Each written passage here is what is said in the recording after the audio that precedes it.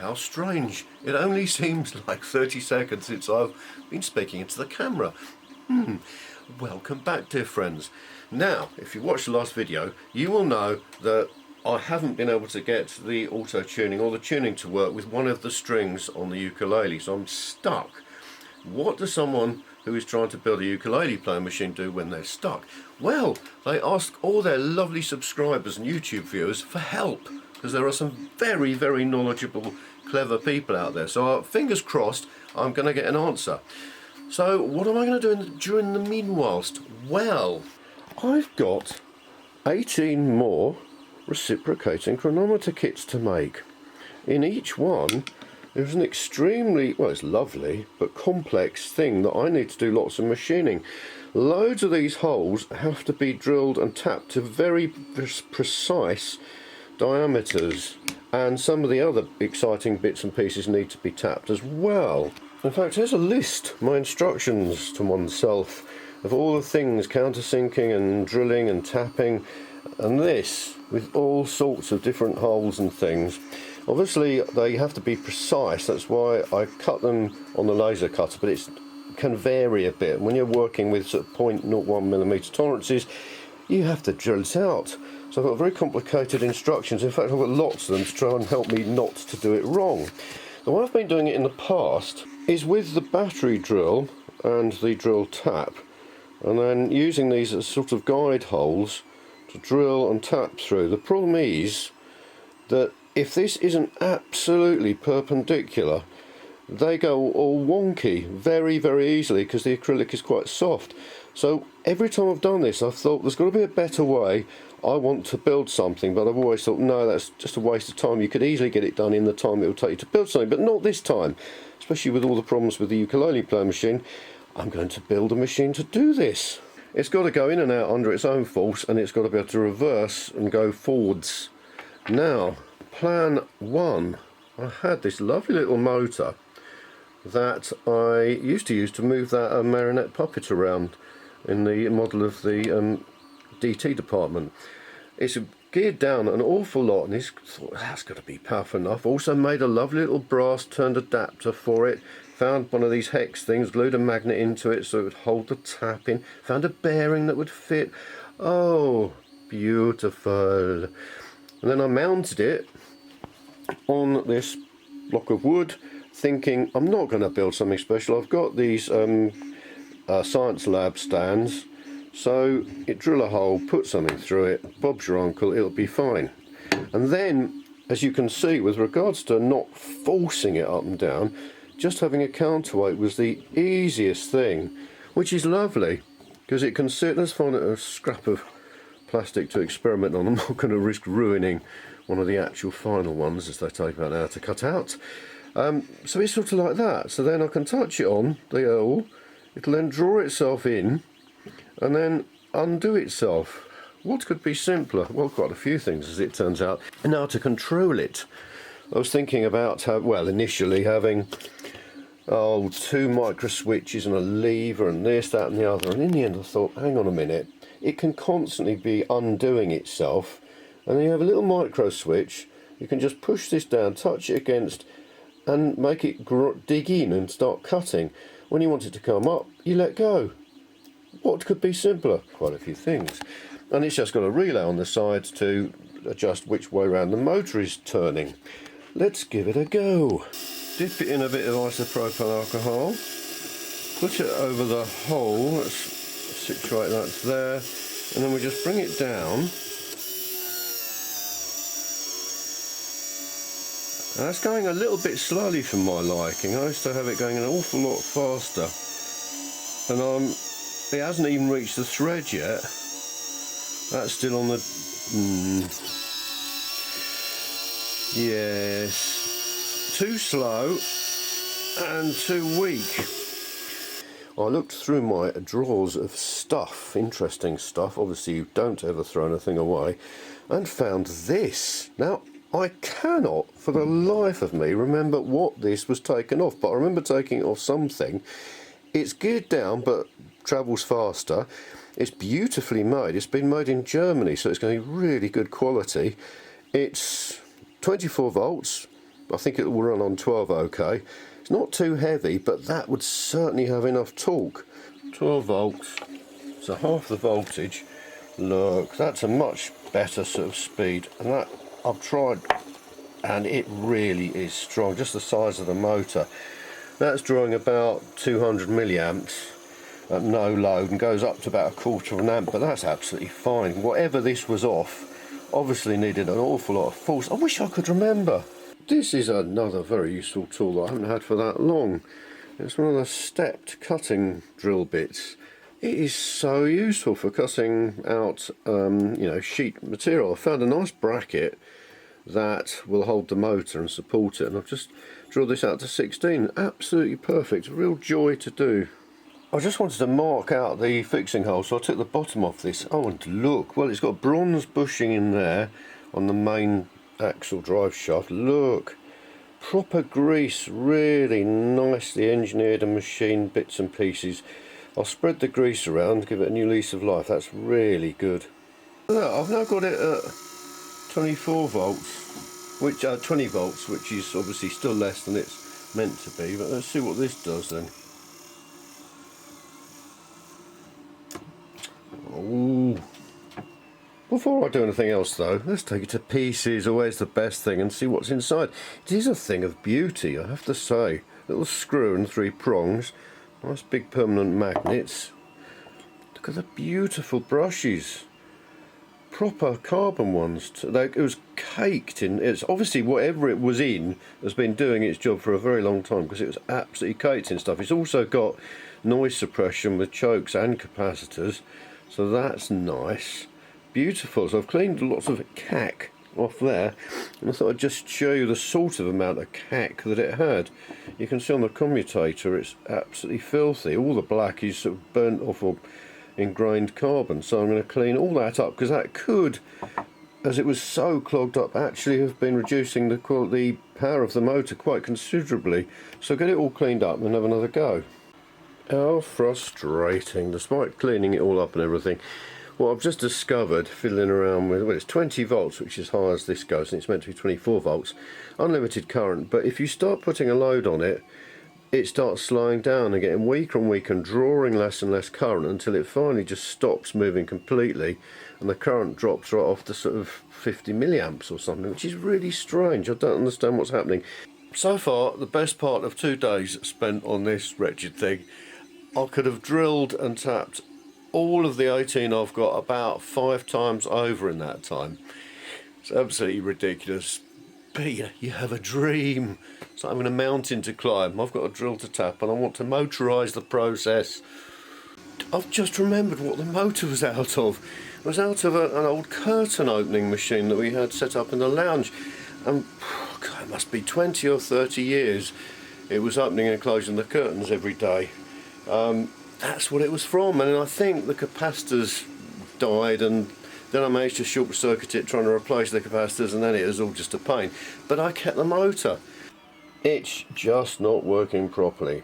Turds, what a pain. So close yet so far. So, plan C. Beep beep beep. I've had one of these floating around. I was producing a project, a step-by-step manufacturing project for a special school to make Adirondack wooden chairs.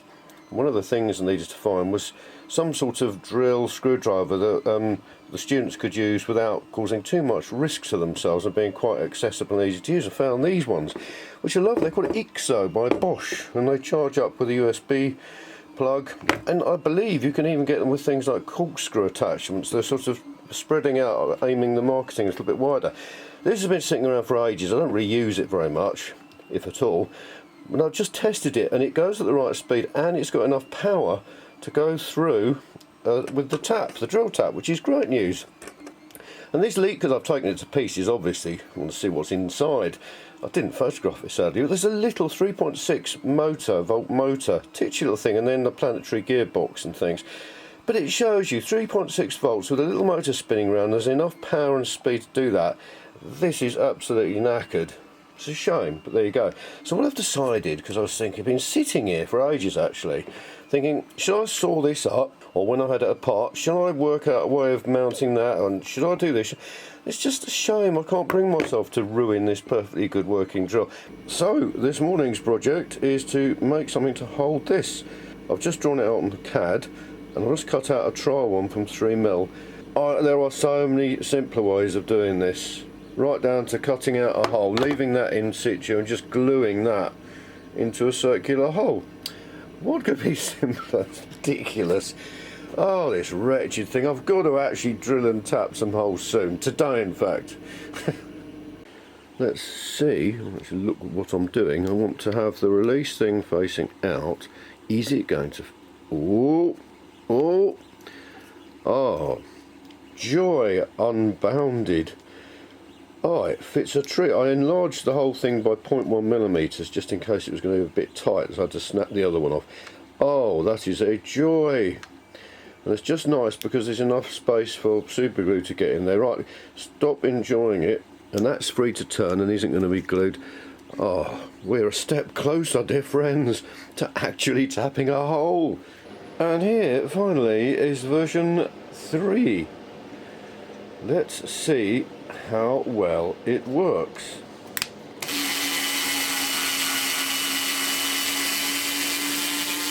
Oh, at last. So, now to get on and do the remaining, well, the 18 real ones. That's pretty darn good, I tells ya. I've gone through and drilled a tapped one M4 hole and 8 M3 holes in all 18, well, in 17 of them. This is the 18th, and a dear little drill, amazing. On one charge of its little battery, managed to drill 18 times whatever, lots of holes. That's incredible, and it was really comfortable to use, really satisfying. Or it didn't get clogged up with stuff, the holes were clear. Just dipped it in a little pot of isopropyl alcohol each time. I'm absolutely thrilled. I've got my plan here, so I know which ones to check and count them up, double checking. That's amazing. So I'm going to take the dog for a walk. That's that time of the day again, and then come back and drill the last 3 holes. Isn't that incredible? So now I've got those 9 holes drilled and tapped. It's time to drill a whole load more that are into the plastic with my lovely goat jig. Is it? That's not a goat, it's a chicken, if I'm not mistaken. My lovely chicken jig. Let me show you. Here's my drawing. I've got to drill 1, 2, 3, 4, 5, 6 3.3mm holes ready to be tapped to M4 up in the centre. How to do it? Well, the jig, the chicken jig. What a wonderful contraption. I've lined it up so that the drill lines up with this little copper pipe rod and this line. I've even got a bit like that that supports the bottom of it. So I can slide that in there, and obviously it's all gonna go wrong. Right, that's in there. Tighten the jig in, and then let's have some close-up action shots.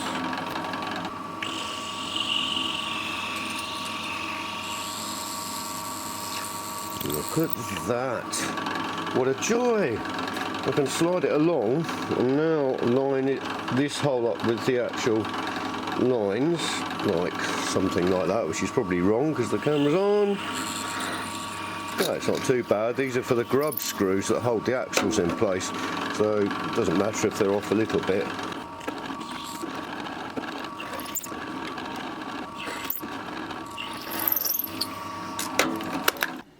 And voila! We have the 6 holes drilled. 1, 2, 3, 4, 5, 6. I've gone past each one because the tap, I haven't got bullnose tap, and even then you can't get right to the end. So I need to tap past it so I know there's a good bit of thread here for the grub screws. I'll get to the other however many it is done.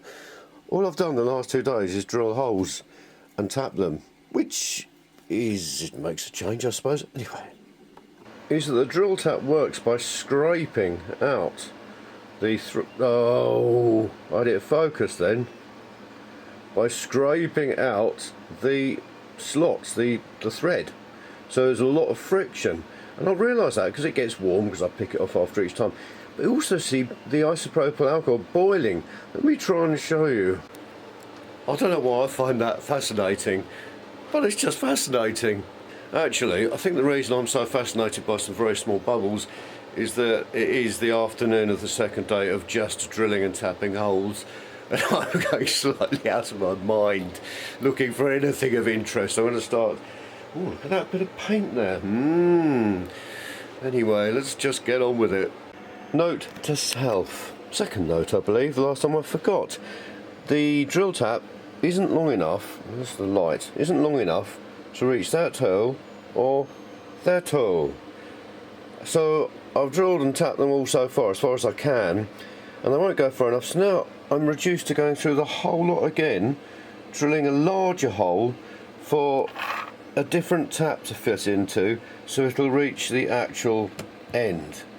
How annoying. What I'm going to do though, and I think I meant to do this last time, is cut a little slot out of the base so that this tap will actually fit, because this little rectangle out of there, absolutely fine. It only has to go a bit further, and a little rectangle out of the top. I think it'll look lovely, and it'll save me having to do all this, because then obviously, you know, having drilled all these out, I'm now going to have to tap them all again with a different tap. Oh, the joy. Just having a break from drilling holes, and I realised I've got another 11 of the motorised gauges to make up. So I'd ordered, because I'd run out, I use all these the lovely trays to sort of sort everything, keep everything in order, and I'd run out. So I ordered 25 or 50. They've arrived, and I thought, okay, let's open the packet. That is full of the lids, and the lids actually take up more space than the actual trays. Interesting. I'm finding ever more things to be interested about. Yeah. What do I feel like doing today? Drilling holes. I've just drilled 4 times 18 more holes. These ones are 4mm diameter for the axles to push in. I need to drill out all these little fishing weights to 2mm. But a little bit of joy on the rise in the world of drilling. I have got another MCO lathe that I managed to get out of a skip or whatever, and I've taken the chuck off it to use. Basically, I cleaned it all up, and it's now a whatever you call it, but a very useful thing, because I can now use it to hold circular objects whilst drilling. So that's cheered me up a little bit and made my drilling life a little bit easier.